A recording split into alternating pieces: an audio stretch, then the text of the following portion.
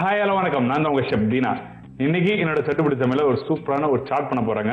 அது என்ன சாட் கேட்டீங்கன்னா ஃப்ரூட் சாட். அதாவது நம்ம வீட்டில் எப்பவுமே வந்து இந்த பேல், பொரி, பாப்படி, உருளைக்கிழங்கு, வெங்காயம், தக்காளி இதெல்லாம் வச்சு நம்ம சாட் பண்ணியிருப்போம். ஆனால் இன்னைக்கு வந்து நம்ம வீட்டில் இருக்க எல்லா பழங்களும் வச்சு நம்ம சாட் பண்ண போறோம். அது எப்படி பண்றது பார்ப்போம். அதுக்கு முன்னாடி இது தேவையான பொருட்கள் பார்த்தலாமா? பைனாப்பிள், ஆப்பிள், கிரேப், பப்பாயா, எலுமிச்சைப்பழம், சாட் மசாலா, சீரகம் பவுடர், புதினா, மிளகாய் பவுடர், ஸ்வீட் சட்னி, உப்பு. இதாங்க இதுக்கு தேவையான இன்கிரீடியன்ஸ். இது எப்படி பண்றது பார்ப்போம். ஃபர்ஸ்ட் மேலே இந்த கப்பை மேலே வச்சிருக்கேன். இங்க பாருங்க, பைனாப்பிள் வந்து நான் வந்து ரொம்ப பொடிசா கட் பண்ணி இப்போ இந்த பைனாப்பிள் வந்து இதில் ஆட் பண்றேன். ஆப்பிளை வந்து நான் 1/4 கட் பண்ணி அதில் இருக்க விதையை எல்லாத்தையும் எடுத்த பிறகு நான் வந்து கியூப்ஸாக வச்சிருக்கேன். ஆப்பிள் வந்து கட் பண்ண உடனே நீங்க யூஸ் பண்ணுங்க. அப்படி நீங்க கட் பண்ண பிறகு ஒரு அரை மணி நேரம் இல்லை ஒரு மணி நேரம் வச்சு நீங்க யூஸ் பண்ணீங்கன்னா அந்த ஆப்பிள் வந்து கலர் மாறும். அப்படி கலர் மாறாம இருக்கிறதுக்கு என்ன பண்ணணும்னா நீங்க வீட்டில் ஜீரா காசணும். அதாவது சுகரை வந்து கரெக்டான தண்ணி அளவு போட்டு காசி அந்த தண்ணியில நம்ம இந்த ஆப்பிளை போட்டு வச்சுன்னா உங்களுக்கு வந்து கலர் மாறாது. நான் உடனே கட் பண்ணிட்டேன். உடனே கட் பண்ணி யூஸ் பண்றதுனால வந்து நான் இதில் போட்டுக்கல. இதுல இந்த கிரேப் கொஞ்சம் வச்சிருக்கேன். கிரேப் வந்து நல்லா வாஷ் பண்ணி நான் இதில் போடுறேன்.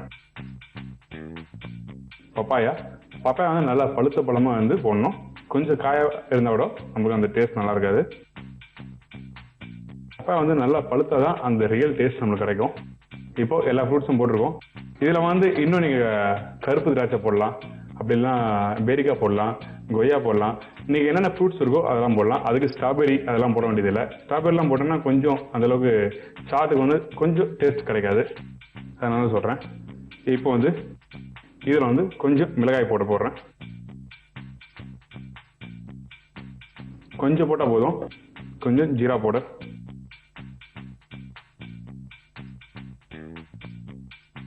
மிளகாய் பவுடர் ரொம்ப கம்மியா போடுங்க. ஜீரா அதோட 1 மடங்கு கூட, சாட் மசாலா அதோட 2 மடங்கு கூட, உப்பு, கொஞ்சம் இந்த ஸ்வீட் சட்னி எப்படி பண்றதுன்னு உங்களுக்கு ஏற்கனவே சொல்லியிருக்கேன். ஆனா இருந்தாலும் இந்த டிஷ்ஷுக்கு நான் உங்களுக்கு எப்படி ஸ்வீட் சட்னி பண்றது சொல்றேன். 2 மடங்கு புளினா 3 மடங்கு வெல்லம் இருக்கணும்.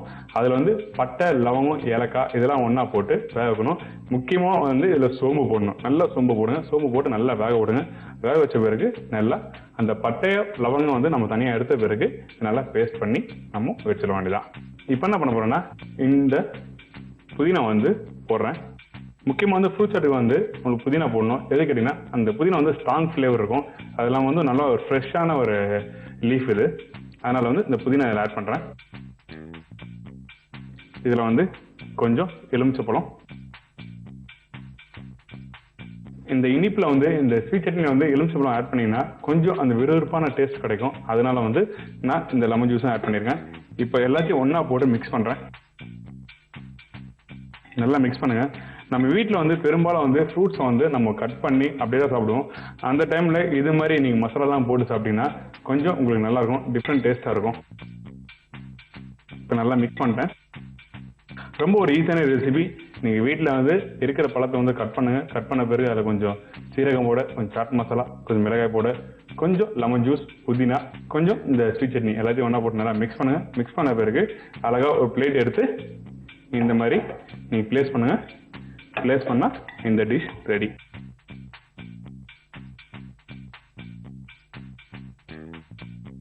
கொஞ்சம் கார்னிஷுக்கு இந்த புதினா வந்து மேல வைக்கிறேன்.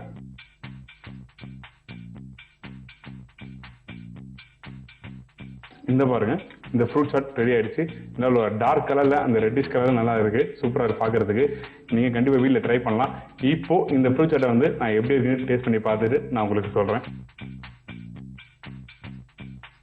சாப்பிடும்போது அந்த புதினோட சேர்த்து சாப்பிடுங்க. பாருங்க, இப்போ நான் சாப்பிட்றேன்.